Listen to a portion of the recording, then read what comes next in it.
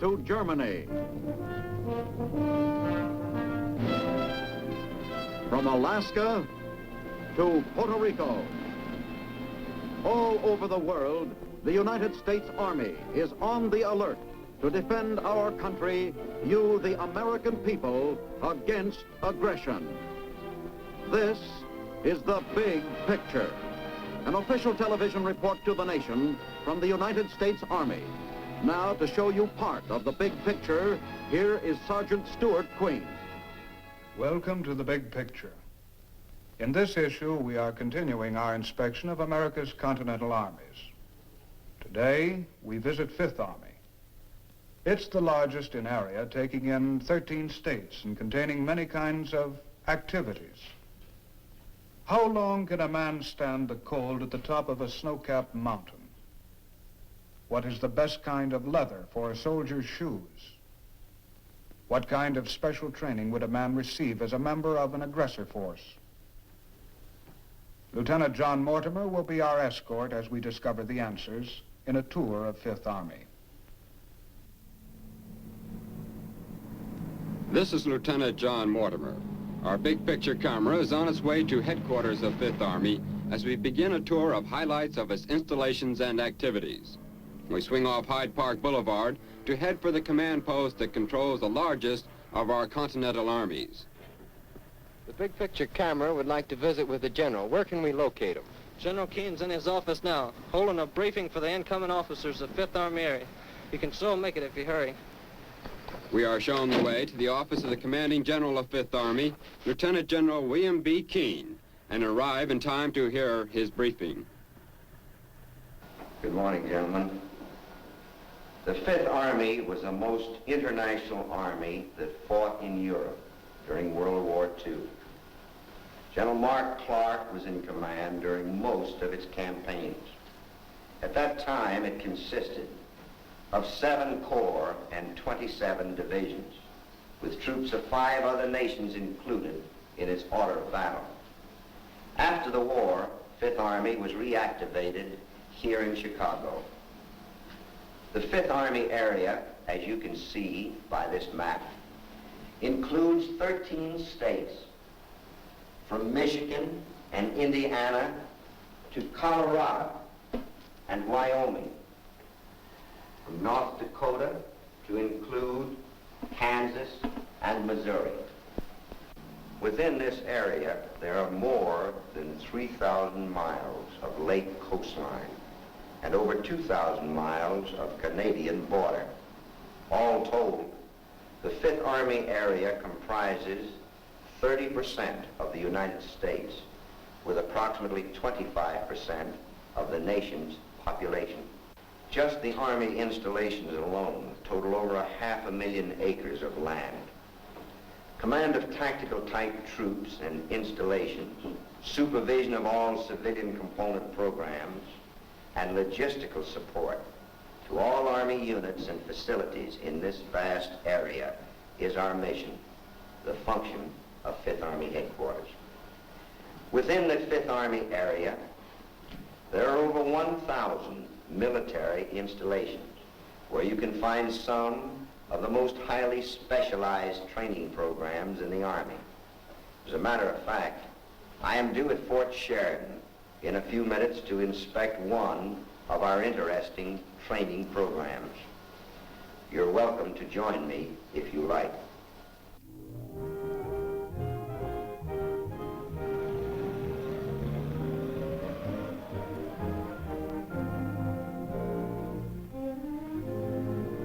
A short drive through Chicago and its northern suburbs, and the big picture camera arrives at Fort Sheridan. During the trip, we have learned a little of the history of the fort. It dates back to 1887, when Chicago citizens desired the presence of federal troops and donated the original 600-acre tract, which has now grown to a modern Army installation comprising 2,300 acres.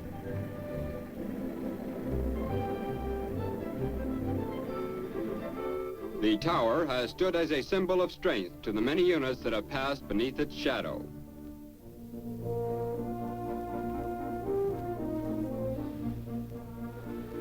Our destination is an outfit with an odd name and an even stranger job. This is the 48th Engineers Topographical Battalion. Soldiers with special aptitudes learn the complicated art of map making, an all-important art when lives depend on the accuracy of a line. We listen in as the commander makes spot checks of some activities. What kind of work are you doing, Corporal? I'm laying an uncontrolled mosaic of Fort Sheridan, sir. What is the purpose of the mosaic? The purpose of a mosaic, sir, is for fire control and location of individual buildings or sites, land sites along the mosaic. Thank you so much. Yes, sir. Corporal. Some of the other things the General will be looking into are activities like photo mapping. This soldier is working at a reflecting vertical projector, an instrument used by a topographic unit to transfer detail from an aerial photograph to a map manuscript. The projector can enlarge a picture many times.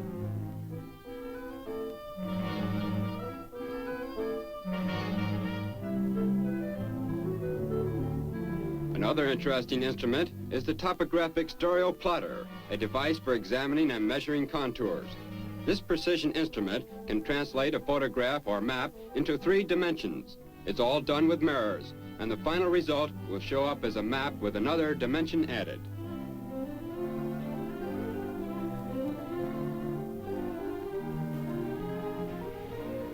Believe it or not, this is not a marble game. It's a way of saving money called the Zenith plate graining machine.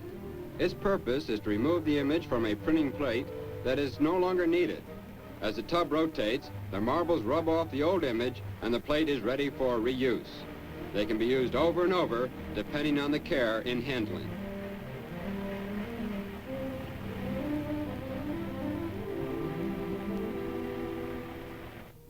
General Keene's inspection takes him to many parts of the post, where many of the units are at work in the field. This soldier is working on an interesting problem. He's part of a survey platoon, which is seeking to determine exact location on the Earth's surface. The instrument he's working with is used for accurately measuring horizontal and vertical angles. Searching questions produce information about the training progress of these units firsthand. All over Fort Sheridan, men are working on different kinds of map-making problems. But one of the biggest jobs for cartographers is to see that plenty of copies are made, and General Keene's next stop is at the Mobile Printing Press.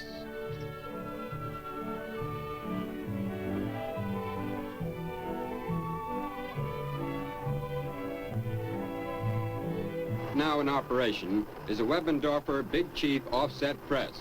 It's capable of printing medium-sized maps at the rate of 4,500 an hour. This type of press is best suited to the special needs of the Army because of its compact structure, a feature which makes it possible to be placed in a truck for better mobility. Map making is just one of the many specialized and essential jobs handled by 5th Army personnel. Leaving General Keene to his inspection of Fort Sheridan, the big picture camera travels to another part of the nation's second largest city, to a place that performs an important function, supplies for the best equipped soldiers in the world. We're visiting the Chicago Quartermaster Depot, but we'll bypass the routine part of this vast operation and concentrate on the Food and Container Institute. Here, scientists and food technicians are constantly testing and improving the ingredients that go into every type of soldiers' rations. We are in time to see a freshly baked batch of test bread come out of the ovens. There are many kinds tested here, different formulas for different purposes, all dependent upon the conditions to be met in the field. I'm curious to sample one of these new special recipes, and the technician obliges by cutting a slice for me.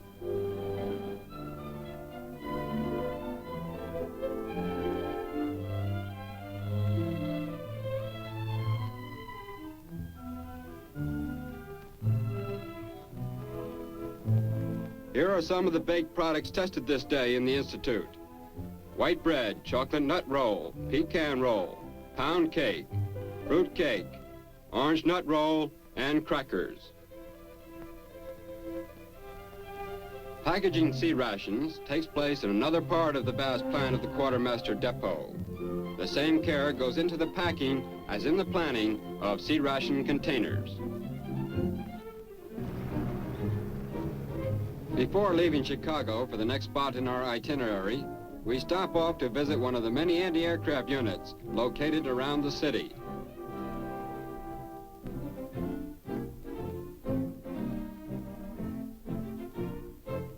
We asked Sergeant Ronald Rosen about the importance of his AA unit. The sergeant tells us that although he is no defense expert, it's pretty clear to him that Chicago would be the gateway for any attack that can come over the North Pole. This gun is another link in the steel ring that protects America from the enemy. These guns are manned round the clock. But it's not too bad, he said, because his family lives in Chicago. Yes, Midwest America gets the same attention as the coastlines in our defense effort. But now the big picture camera is traveling east. We're going to Indiana for a look at a reserve training program in action. At South Bend, most famous as the home of Notre Dame University, we look in on a typical session. Classes are posted on the bulletin board at the entrance, and there's little time wasted in getting underway.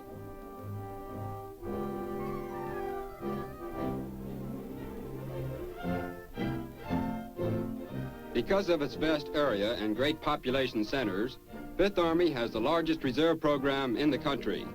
Attendance is high, as these veterans meet twice a month to keep their military skills fresh, in case America should ever need their services again. Officers work at solving many kinds of problems. Field tactics and executive functions are constantly studied. But it's not all theory, there's plenty of practice.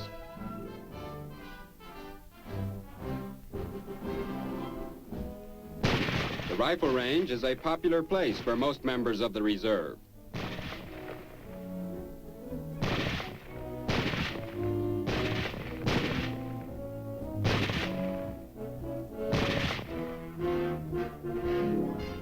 The various classes get together to work out a coordinated problem.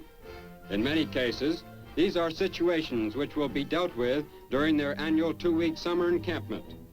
It's reserve units like this one at South Bend that provide the reservoir of citizens who are ready to serve their country in the event of a national emergency. But there's plenty more to see in Fifth Army, and once more the big picture camera is on its way. This time to Fort Benjamin Harrison. This post is the home of the Army's Finance Corps, and the newly constructed Finance Center is the nerve center for allotments and pay.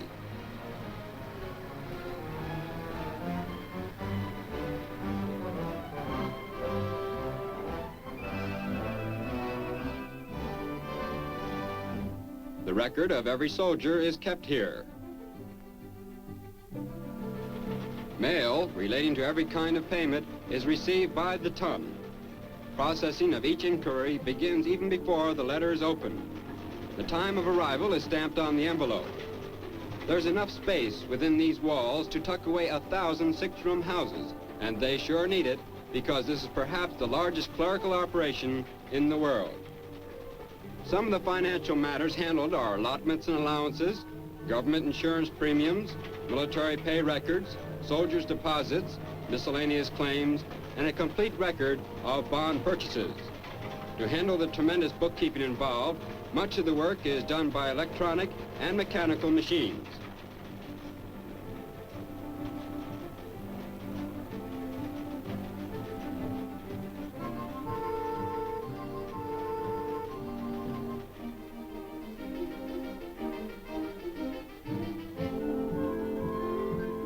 We are entering a closely guarded room that should be of interest to anyone who has ever received a payment from the Army.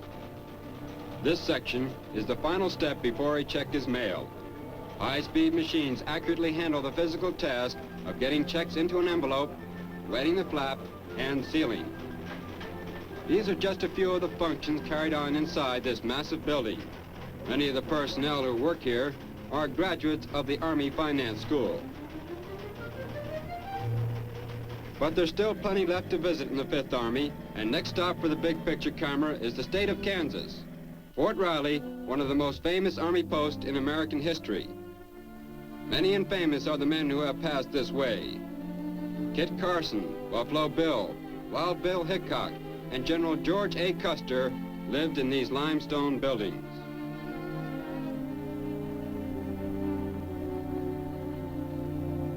St. Mary's, the first stone church in Kansas, has had congregations which have included men like MacArthur, Pershing, Patton, Wainwright, and Arnold, all alumni of this illustrious installation.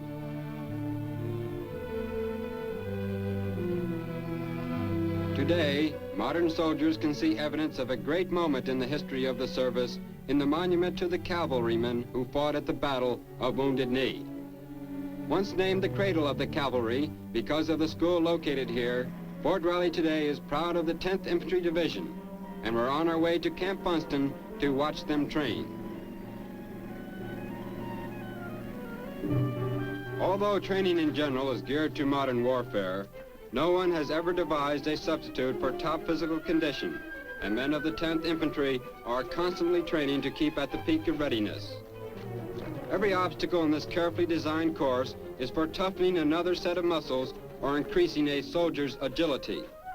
The 10th Division is one of the 2 basic training divisions in 5th Army area and one of the 10 divisions with that mission in the United States.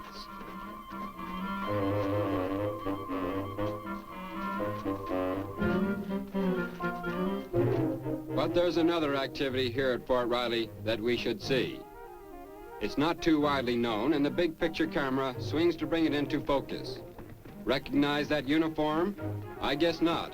But it's not an invasion, just American soldiers acting as forces of an imaginary nation which is called the Aggressor Cadre. It was formed immediately following World War II when the Army recognized the need of injecting realism into field maneuvers.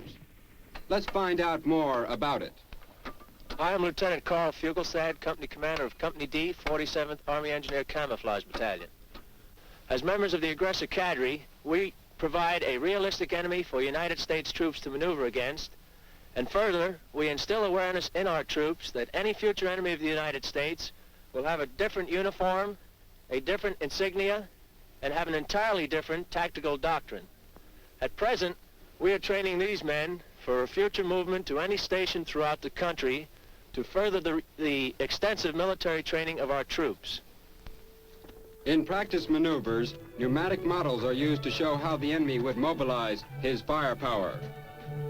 No one nation has served as a model for this unique force. It's a composite of many elements of foreign forces and is constantly changing in tactical doctrine. Complete with a fictitious history, philosophy, language, and customs, the Aggressor Cadre is a helpful aid to all field commanders during maneuvers.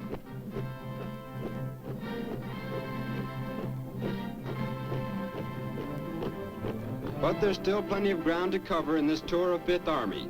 And while Aggressor forces train at Fort Riley, the big picture camera takes to the road again. We're now heading for Fort Leavenworth.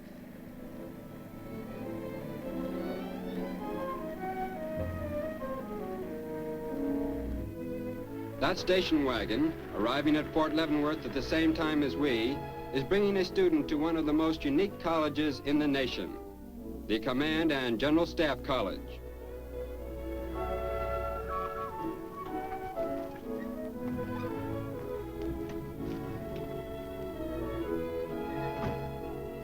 The new student is Lieutenant Colonel John K. Singlaub. He's welcomed by Class Supervisor Colonel William S. Bodner.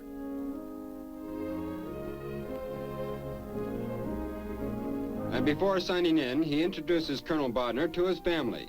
They'll live here with the new pupil during his course of study. There have been great changes in Fort Leavenworth since those early days when the Santa Fe Trail ran through here. And in 1926, Otis Hall was the home of a student who was destined to become President of the United States, Dwight D. Eisenhower. But things have changed since those times, and the Singlaub family will live in a modern ranch house during the colonel's stay at this post. For his wife Mary and the children Elizabeth and John, there will be plenty of activity too. Recreation centers and schools will keep them busy. As for the colonel, he'll be joining fellow officers not only from our own Army, but from the fighting forces of other nations in learning tactics on the highest level. The classroom we see now is part of what was once the largest in the world. It was broken up when found that instruction was more effective in smaller groups. The student body at the Command and General Staff School is comprised of more than 1,000 high-ranking officers. Graduates will be placed in key positions throughout our armed forces. But once again, it's time to move on.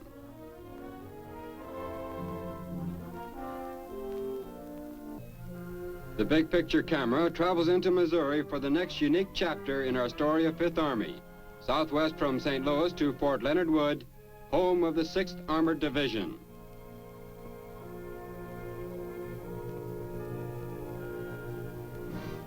The sports program here is one of the best, a source of pride for our 5th Army.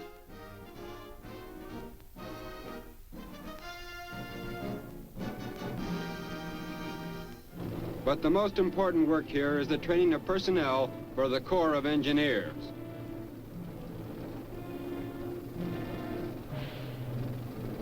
Training is given in the operation of all types of heavy equipment. But we've a long jump to make for our next stop, across the wheat fields of Kansas into the Rocky Mountains of Colorado. Our destination, Camp Carson. The sign gives a clue, but it's the sound of dogs barking that spells out one of the principal activities at this post, the 25th Infantry Scout Dog Platoon.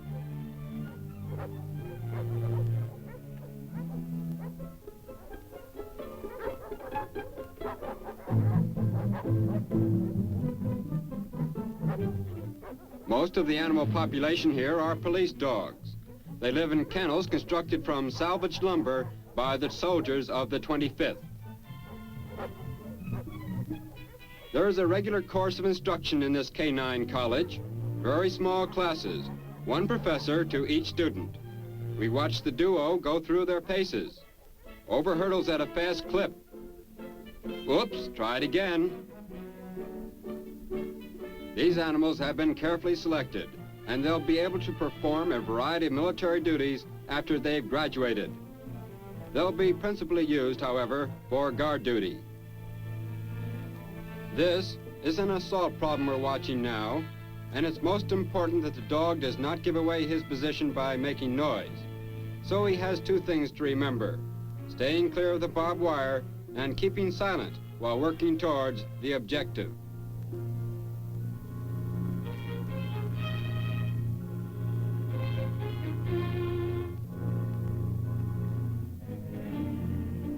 They run through the obstacle course over and over again.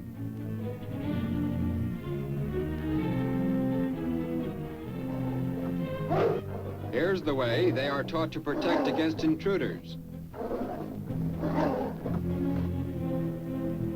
At a signal, he's back to the trainer. Another problem. The trainer goes forward to search a prisoner. The dog is especially trained to respond to this kind of situation.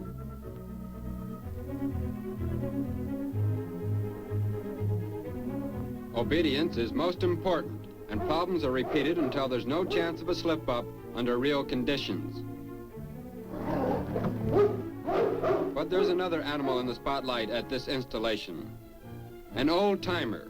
The lowly mule ranks high in importance in certain types of military situations. And at Camp Hale, a sub-post of Camp Carson, situated 150 miles up into the mountains, the mule is king. The only mules still in Army service in the United States are trained right here by personnel of the 4th Field Artillery and 35th Quartermaster Pack Units. We are watching some of them now as they are preparing to move out on a practice maneuver.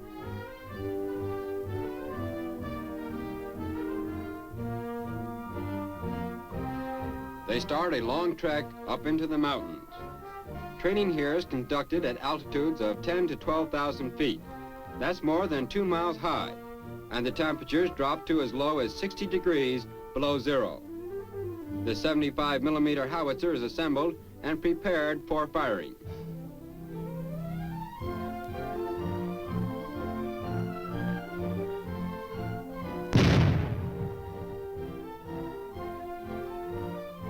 mule is not yet an outmoded instrument of warfare. It is trained to carry ammunition and supplies in rugged mountain areas in support of the mountain troops. Its value was demonstrated in the recent Korean conflict when it was able to move in over terrain that was just too tough for anything on wheels. But let's see how our mountain troops are being developed by the Cold Weather Training Command here at Camp Hale. New men are taught skiing and how to live out of doors in sub-zero temperatures. For most of them, it is a new experience. In 3 weeks, however, they are expected to handle themselves with some degree of skill and be ready to become members of smaller classes which devote a full 8-hour day to learning tactical maneuvers while aboard those slippery hickory sticks. You can see the difference in the many stages of training by the ease with which the soldier has learned to adapt snow and ice to his speedy advantage. This group is a bit more advanced, and they are pulled out to a nearby slope by a weasel. Training goes on in all kinds of weather, and scientifically designed winter clothing, modern equipment, and training methods all assure these men of protection from bitter cold, storms, and other hazards. This is where our story of Fifth Army will end, at one of the highest inhabited spots in America, where soldiers are training to defend our freedoms. This is Lieutenant John Mortimer. We're going to pack up the big picture camera and be on our way across the Continental Divide to bring you the highlights of 6th Army.